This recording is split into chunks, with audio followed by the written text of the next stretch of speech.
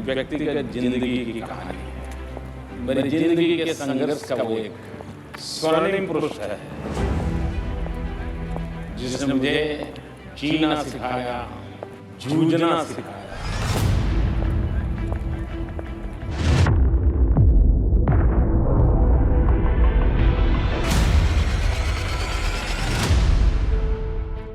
प्रधानमंत्री नरेंद्र मोदी की जिंदगी का ये कौन सा पन्ना है जिससे दुनिया अनजान है?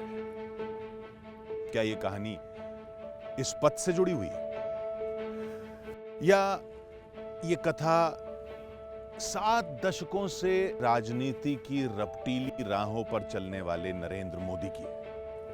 नमस्ते, मैं हूं किशोर रजवाणी। ये सड़क भारतीय राजनीति की तारीखी विरासत की गवाह है, लेकिन अब इस पथ की शक्ल नई है, नाम नया है, पहचान नई है। यह सड़क कर्तव्य पथ है, जहां से गुजरने पर इत्तफाकन ही नरेंद्र मोदी की संघर्ष गाथा की गूंज सुनाई नहीं दी। कर्तव्य पथ के नव निर्माण के शिल्पकार नरेंद्र मोदी ही हैं, लेकिन उनके चौंकाने वाले संघर्ष की कहानी क्या है? 7 मिनट उस व्यक्ति को समय मिला, मैं कल्पना नहीं कर सकता।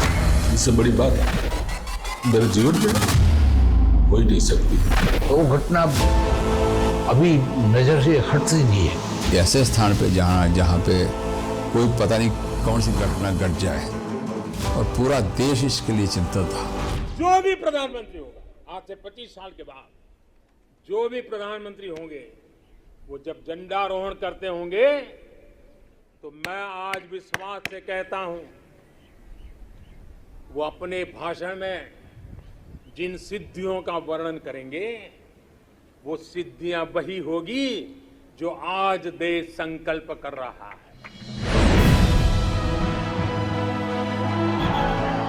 ये संकल्प नरेंद्र मोदी ने लिया, एक सपने को साकार करने के लिए लिया।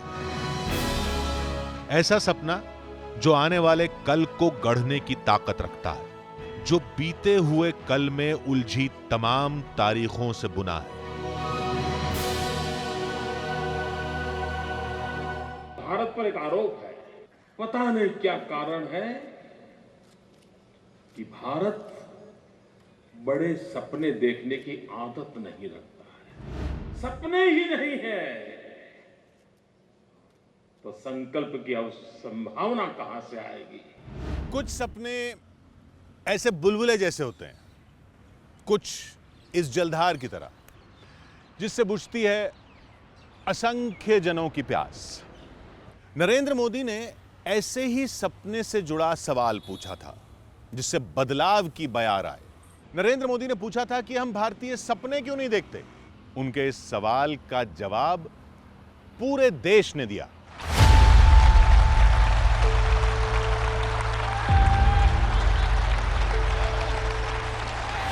मैं नरेंद्र दामोदर मोदी ईश्वर की शपथ लेता हूं।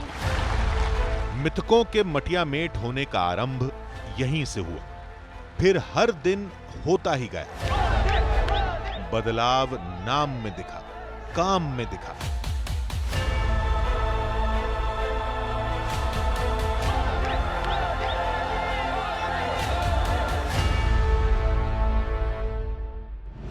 नरेंद्र मोदी के प्रधानमंत्री बनने के बाद 7RCR 7 लोक कल्याण मार्ग बना।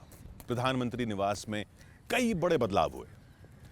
7 लोक कल्याण मार्ग की दहलीज पर ऐसी दस्तक सुनाई देने लगी जो पहले कल्पना से परे थी।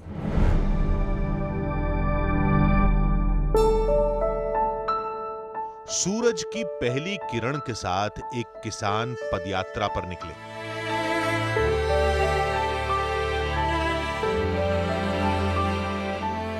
गांव की पगडंडियों को लांघते हुए वो तेजी से हाईवे के किनारे पर पहुंचे। यहां उनकी चाल तेज होती गई, क्योंकि 700 किलोमीटर लंबे सफर पर वो निकले थे।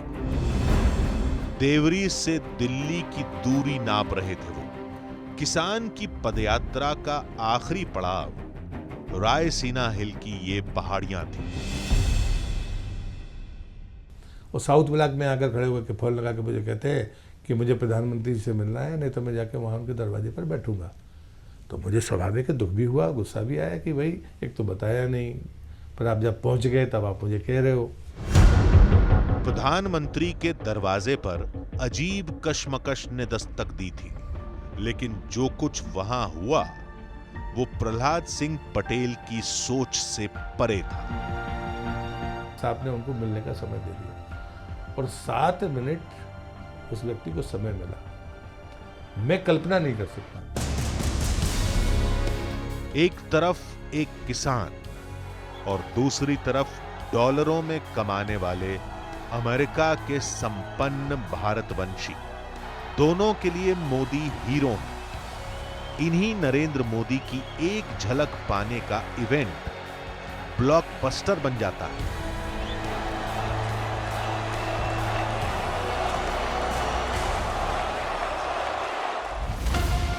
ऐसा क्यों होता है? क्योंकि यही तो है नरेंद्र मोदी का विस्तार। एक विस्तार और भी है, कड़े फैसले लेने वाले प्राइम मिनिस्टर से आम जन के लिए धड़कने वाले दिल के धनी नरेंद्र मोदी का विस्तार। नरेंद्र मोदी के जिन पहलुओं की चर्चा बहुत कम होती है, आज उनसे मिलते हैं। जब वो गुजरात के मुख्यमंत्री थे, तब उनसे संपर्क के लिए एक फोन कॉल ही काफी थी। एक बार देर रात उनके घर फोन की घंटी घंघनाई। मदद की गुहार मुंबई से आई। फोन करने वाले उदय कांगड़ के लिए वो कयामत की रात थी। उस रात करीब 8 बजे मुझे फ़ोन आया बड़ी बहन का मुंबई से कि भाई तुम्हारे जीजाजी की तबीयत बहुत सीरियस है, कोई यहाँ कुछ यहाँ मैं किसी को पहचानती नहीं हूँ, यहाँ का डॉक्टर को नर्स को बोलती हो, बोल रहे हैं कि आएगा अभी आ रहे हैं। तो रोने लगी वो। किसी की जिंदगी और मौत का सवाल था। नरेंद्र मोदी ने रातों रात ऑपरेशन जिंदगी शुरू किया। बड़ी बहन का मुंबई से फ़ोन आया, किसका फ़ोन करवाया था, यहाँ बहुत डॉक्टर आ गए सब अच्छे से। इससे बड़ी बात मेरे जीवन में हो ही नहीं सकती। नरेंद्र मोदी सबकी कदर करते हैं, इसके लिए उन्हें कष्ट ही क्यों न सहना पड़े। अमेरिका में बसे भरत बरई प्रधानमंत्री से जुड़े ऐसे ही एक वाकये को कभी भुला नहीं पाते। When he came in 2014, it was Chaitri Navratri and he was fasting. So at time of dinner, Dr. Jaishankar said, Dr. Barai, he's fasting, he's not even taking water. Let's not have this program because it will put unnecessary strain on him. And he called. He said, okay, let's bring them. I want to meet them and have a quick picture. So he took picture with almost 700 guests, even while he was fasting.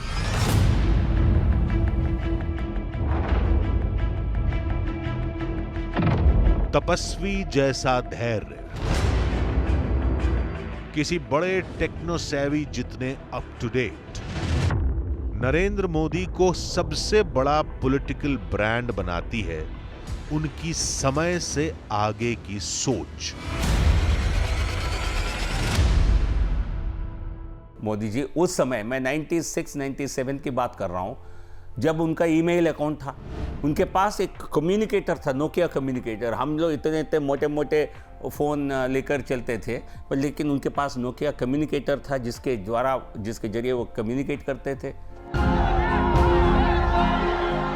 Narendra Modi ने संवाद के हर माध्यम को जनसेवा का औजार बनाया। उनकी खिंची इसी लकीर पर विरोधी भी चलने को मजबूर है।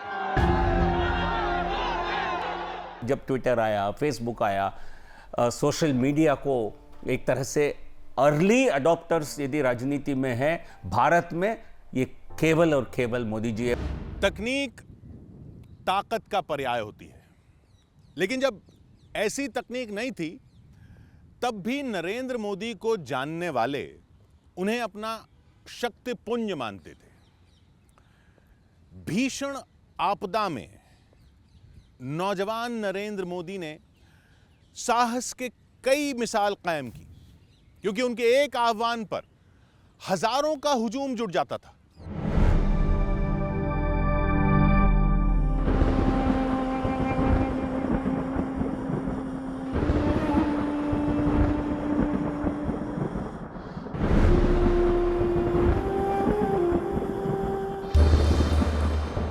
मोरबी का आसमान स्याह था।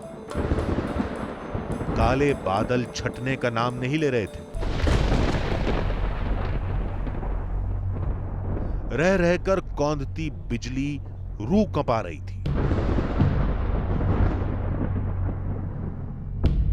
रात गहराते ही मूसलाधार बारिश शुरू हुई। अगले दिन बारिश और घनघोर हो गई। पूरा मोरबी शहर लबालब हो गया, जिसके बाद मोरबी नदी में ऐसा उफान आया कि उस पर बना मच्छू बांध ढह गया। जो डैम मोरबी का टूटा तो राजकोट से लोग उनकी सेवा के लिए दौड़ने शुरू हुआ। अहमदाबाद इत्यादि संघ के सभी स्थानों से जो प्रचारक इत्यादि है वो सब लोग मोरबी आ गए और मोरबी में सब अपना हेडक्वार्टर बनाया।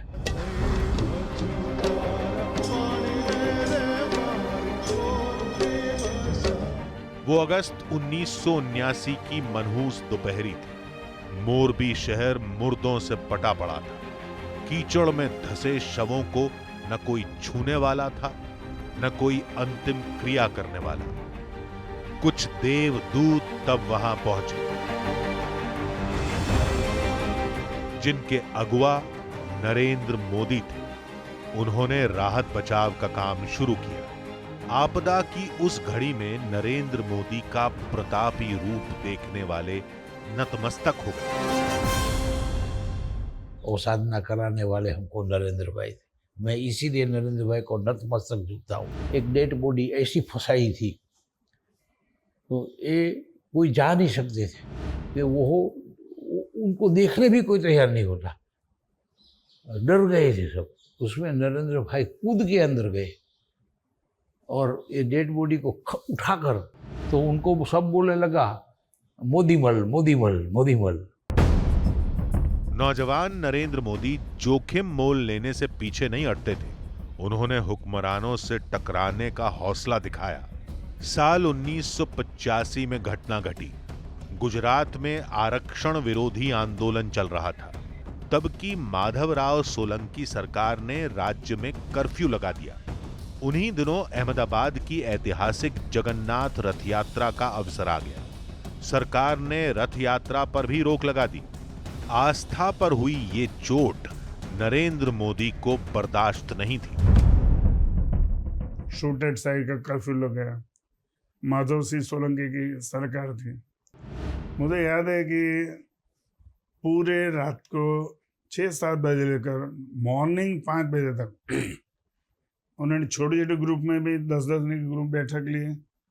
गोपालों की बैठक ली, महावतों की बैठक ली, जो रथ यात्रा का रथ के उनकी बैठक ली खुद। तब तो शायद वो कोई ऐसी पोस्टर भी नहीं थे। रथ यात्रा पूरे धूमधाम से निकली। नरेंद्र मोदी के कुशल नेतृत्व की पहली झलक आरएसएस के पदाधिकारियों ने यहां देखी। इसके बाद नरेंद्र मोदी का राजनीति में पदार्पण हुआ। ये साल 1986 की बात है, जब नरेंद्र मोदी ने भारतीय जनता पार्टी का दामन थामा। इसके बाद 2 अहम चुनौतियों ने नरेंद्र मोदी की नेतृत्व क्षमता को निखारा। पहली सोमनाथ से अयोध्या की रथ यात्रा और दूसरी श्रीनगर के लाल चौक तक एकता यात्रा। 25 जनवरी को रात को यानी कि दोपहर को तक आ गए थे ताकि दूसरे दिन सारी व्यवस्थाएं देखनी थी। और उसमें केसरी वाहिनी बनी थी राष्ट्रीय सुरक्षा की दृष्टि से ये यात्रा इनके साथ रहे। आतंकवादियों ने एकता यात्रा के दौरान कत्लेआम की धमकी दी थी। नरेंद्र मोदी ने उस धमकी का जवाब कुछ यूं दिया था। लाल चौक में पोस्टर्स लगाए, दीवारों पे लिखा है, जिसने अपनी मां का दूध पिया हो वो श्रीनगर के लाल चौक में आए, आकर के भारत का तिरंगा झंडा फहराएं, और अगर वो जिंदा वापस जाएगा तो आतंकवादी उसे इनाम देंगे। आतंकवादी काम खोल करके समझे। 26 जनवरी को परसों, अब चंद घंटे बाकी हैं, लाल चौक में फैसला हो जाएगा किसने अपनी मां का दूध पिया। तब राष्ट्रभक्तों ने दहशतगर्दों को छठी का दूध याद दिलाया। तय जगह तय वक्त पर शान से तिरंगा फहराया। इस एकता यात्रा को सफल बनाने के लिए नरेंद्र मोदी ने कई रातें बिना सोए गुजार दी। मैंने बहुत सारी व्यवस्था देखी थी, बड़े बड़े कार्यक्रम भी देखे थे, विश्व हिंदू परिषद के कार्यक्रम भी देखे थे, लेकिन आदरणीय नरेंद्र भाई मोदी जी का जिस प्रकार उन्होंने उस व्यवस्था को संभाला, जोशी जी के लिए यात्रा वहाँ पहुँचे, तिरंगा वहाँ चढ़े, ये हमारे लिए गौरव का विषय था।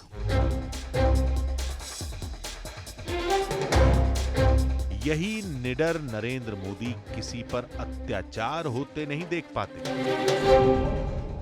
बेंगलोर के अंदर एक ऐसा अनुभव हुआ, हमारी यात्रा के ऊपर हमारे जो मुखिया थे डॉक्टर मुरली मनोहर जोशी जी के ऊपर एक असामाजिक तत्व ने उनके ऊपर अटैक किया। हम 2-3 कार्यकर्ता हमेशा उनके साथ रहते थे, उसको हमने खींच के जनता के अंदर धकेल दिया। जनता ने उसको इतनी ज़बरदस्ती तरीके से मारा कि उसके शरीर के ऊपर काफ़ी घाव हुए, और पुलिस ने उसको बचा के जब स्टेज के ऊपर पीछे लेके आए तो उसकी हालत बहुत ख़राब थी, बहुत गंभीर थी। नरेंद्र भाई ने उस व्यक्ति को अपने हाथों से पानी पिलाया। प्रधानमंत्री नरेंद्र मोदी के समर्थक उन्हें कर्मयोगी कहते हैं। संस्कृति, धर्म, समाज के उत्थान को उनका ध्येय बताते हैं, क्योंकि काशी से केदार तक, अयोध्या से सोमनाथ तक के पवित्र धाम का कायाकल्प नरेंद्र मोदी के ही कार्यकाल में हुआ है।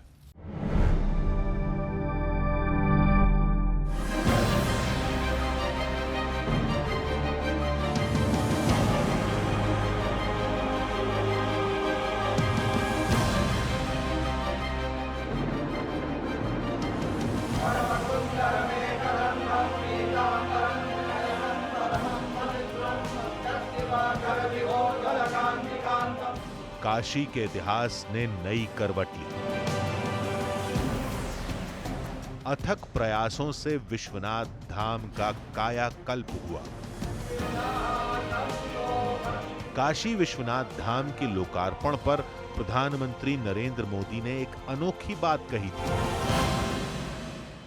जो मां गंगा उत्तर वाहिनी होकर बाबा के पांव पखारने काशी आती है, वो मां गंगा भी आज बहुत प्रसन्न होगी।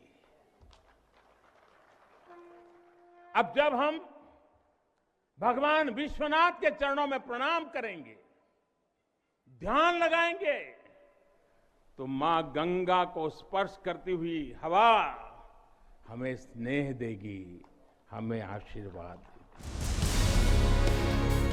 विश्वनाथ धाम परिसर के इस स्वरूप का स्वप्न सबसे पहले प्रधानमंत्री की मां हीराबेन ने देखा। उन्होंने पुत्र नरेंद्र मोदी को बाबा विश्वनाथ धाम को ऐसे संवारने की सलाह दी कि मंदिर से सीधे गंगा दर्शन हो सके। उतने बड़े प्रोजेक्ट के लिए जो भवन बने हुए थे उनको सबको जो है एक्वायर करना, और वो भी निर्विवाद रूप से लोगों का सहयोग लेके एक्वायर करना, साधु संतों का जो है सहयोग लेना, ये काम सोचा भी नहीं जा सकता कि वो हो सकता था। प्रधानमंत्री नरेंद्र मोदी ने मंदिरों के पुनरुद्धार का प्रण ले रखा है। 5 अगस्त 2020 को प्रधानमंत्री नरेंद्र मोदी ने अयोध्या में राम मंदिर की नींव रखी। अगस्त 2020 में नरेंद्र मोदी ने सोमनाथ मंदिर में 80 करोड़ की कीमत के 3 प्रोजेक्ट का उद्घाटन किया। 2019 में प्रधानमंत्री ने बहरीन में 200 साल पुराने श्री कृष्ण मंदिर के जीर्णोद्धार का कार्यक्रम शुरू किया। पीएम मोदी ने 2018 में संयुक्त अरब अमीरात के अबू धाबी में पहले हिंदू मंदिर का शिलान्यास किया। इससे पहले 2016 में 4 धाम परियोजना की शुरुआत पीएम नरेंद्र मोदी ने की। 2014 में प्रधानमंत्री बनने के बाद सबसे पहले केदारनाथ धाम के पुनरुद्धार का बीड़ा उन्होंने उठाया।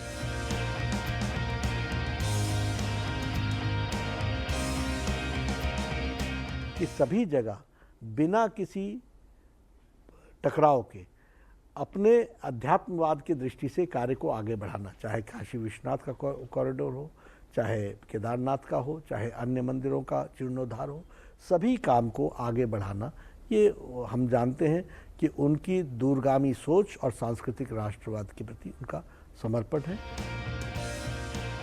प्रधानमंत्री नरेंद्र मोदी के कार्यकाल में धर्म क्षेत्र में अविश्वसनीय कार्यों के साक्षी उन्हें सत्पुरुष के विशेषण से नवाजते हैं। लोकतंत्र में एक प्रधानमंत्री और धार्मिक गलियारों में उसके लिए स्वीकृति, मान्यता और सहमति पैदा हो जाए और पूरा संत समुदाय और पूरा भारत एक मत हो जाए, ये बिना आध्यात्मिक बल के हो नहीं सकता। तो मुझे ऐसा लगता है प्रधानमंत्री के स्वर में एक आध्यात्मिकता है, उनमें एक दैवीय स्वर है। धर्मार्थ के इन्हीं कार्यों ने आस्थावानों के दिलों में नरेंद्र मोदी का नाम चस्पा कर दिया। नरेंद्र मोदी की छवि सनातन परंपराओं के ध्वजवाहक की है, साथ ही एक प्रयोगधर्मी की भी। उनके प्रयोग अद्भुत होते हैं, तार्किक होते हैं, कुछ तो मार्मिक होते हैं।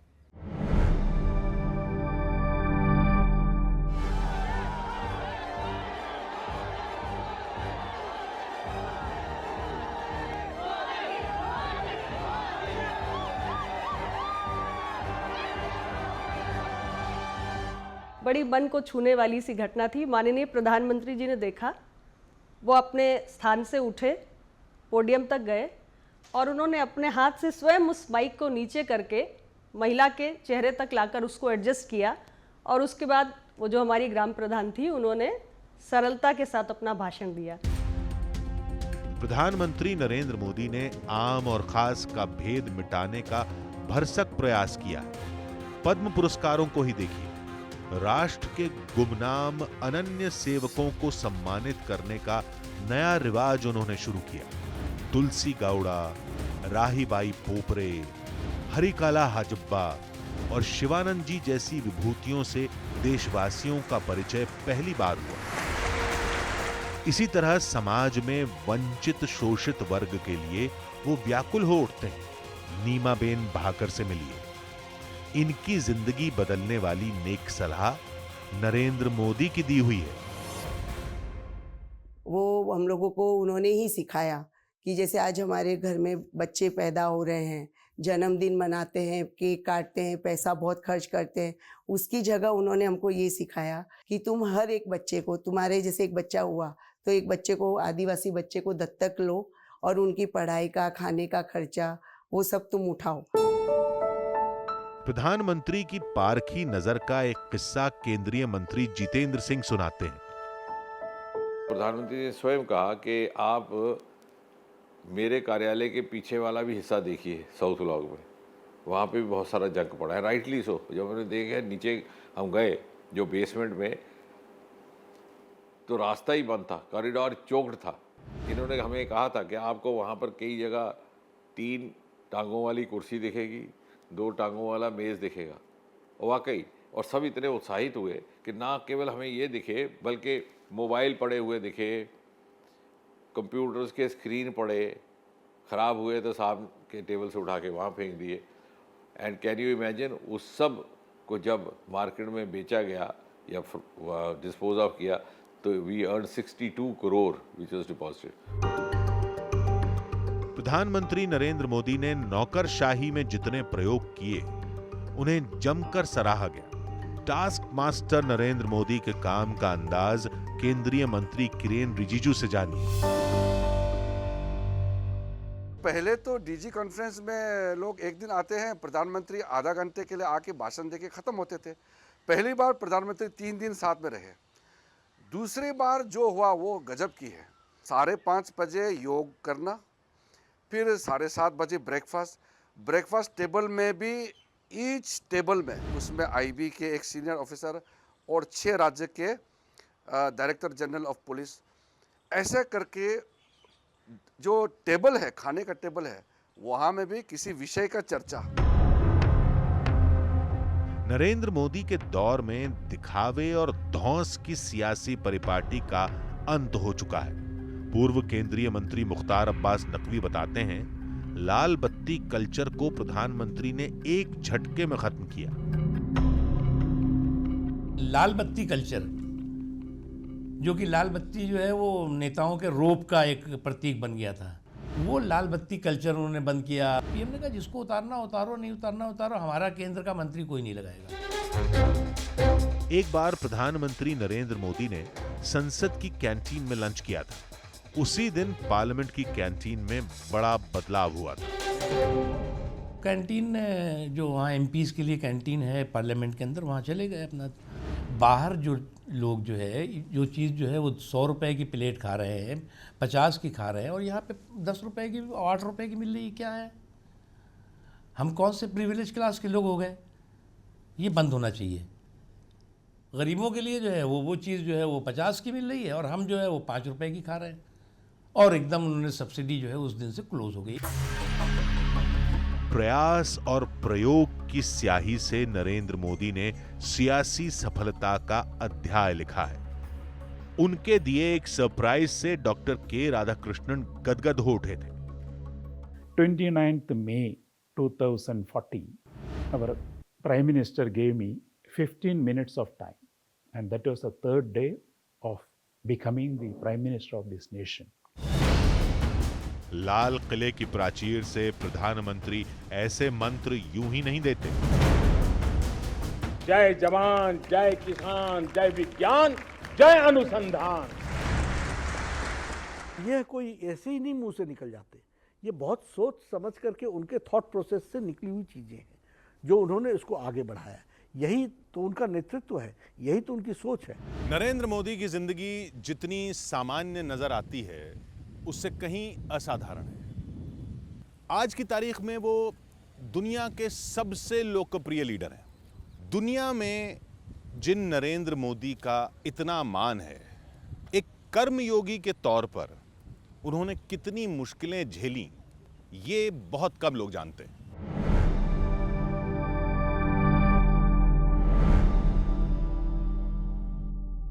आज मेरा दोस्त अरुण चला गया। बड़ी दुविधा की पल है मेरे सामने। एक तरफ कर्तव्य भाव से बंधा हुआ हूं, दूसरी तरफ दोस्ती का एक सिलसिला भावनाओं से भरा हुआ है। कर्म पथ पर ऐसी दुविधाओं से नरेंद्र मोदी का सामना कई बार हुआ, मगर वो कभी डिगे नहीं। उन्होंने भावनाओं के ज्वार के बीच सामंजस्य बनाए रखा। भरत परमार बताते हैं कि नरेंद्र मोदी ने काम के दौरान दिन रात का फर्क भुला दिया था। नरेंद्र भाई आए, बोले क्या है? मैंने बोला अभी रजिस्टर लिखने का काम चालू है। सबको पूछा, मैं तो जानता था कि पोल पकड़ लेंगे। तो बोले कितना समय लगेगा रजिस्टर लेके आने में? 2-3-4 घंटा तो लग जाता है। फिर बता दिया कि मैं यहाँ ही बैठने वाला हूँ, 4:30 बजे ख़त्म हुआ सबका। ये हमारा अनुभव रहा कि 4:30-5 बजे सुबह में भोर होने के समय ये काम पूरा करवाया। पूरी रात नरेंद्र भाई बैठे, ये छोटी बात नहीं है। कार्यकर्ता के तौर पर नरेंद्र मोदी की बचत की कहानी कम दिलचस्प नहीं है। मोदी जी बस में आते थे तब भूतड़िया पर हमारा बस डिपो रहता था, तो वहाँ से पैदल चल के, मोदी कभी रिक्शा लेते नहीं थे, तो पैदल चलते चलते सुबह 8-9 बजे पहुँच जाते थे। उनका जीवन में पैदल चलने यात्रा है, क्योंकि पार्टी के पैसे कैसे बचाने हैं। गुजरात बीजेपी संगठन के कामकाज में नरेंद्र मोदी को अक्सर देर रात हो जाती थी, इतनी देर कि उनके पार्टी दफ्तर पहुंचने पर सब गहरी नींद में होते, इसलिए उन्हें खाली पेट रात गुजारनी पड़ती। भोजन तो बाकी है तो कुछ तो करना पड़ेगा। बोले नहीं दूध है, तो मैं बोला दूध तो होगा, तो बोले मेरे लिए दूध दे दो 1 गिलास। तो बोला ठीक है। ऐसा मैंने उनको कहा तो वो बाहर जाके वापस बरंडे में बैठ गए। मीन टाइम मैंने दूध चेक किया तो दूध भी 1 कप से भी कम था, तो मुझे वापस ठीक नहीं लगा, तो मैं वापस आया बाहर। मैंने आके उनको कहा कि नरेंद्र भाई दूध तो 1 कप से भी कम है। तो उन्होंने बोला जितना है इतना दे दो, चलेगा। नरेंद्र मोदी को एक बार केदार तांबे ने घर पर कुछ दिन रहने और आराम करने की सलाह दी थी। इस नेक सलाह पर नरेंद्र मोदी ने जो जवाब दिया, उसने केदार तांबे को दंग कर दिया था। आप बहुत काम करते हो, आप आराम करने के लिए कभी आओगे घर में? तो उन्होंने बताया अब नहीं आऊँगा ये ज़िंदगी में, अगले ज़िंदगी में टाइम मिला तो पक्का आऊँगा। वो दिन है और आज का दिन। नरेंद्र मोदी कर्म पथ पर आगे बढ़ते ही जा रहे हैं। जीवन के 72वें वर्ष में भी उनकी संकल्प यात्रा अनवरत जारी है। इस यात्रा की मंजिल भारत की तरक्की और खुशहाली है। इस लक्ष्य तक पहुंचने की राह उन्हें साफ नजर आती है।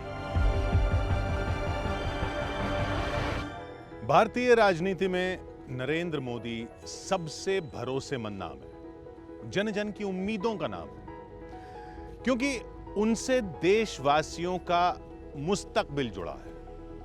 उनके संकल्प की सिद्धि हो, भारत विकसित राष्ट्र बने। सब मानते हैं यह होगा, यकीनन होगा, क्योंकि कर्म पथ पर नरेंद्र मोदी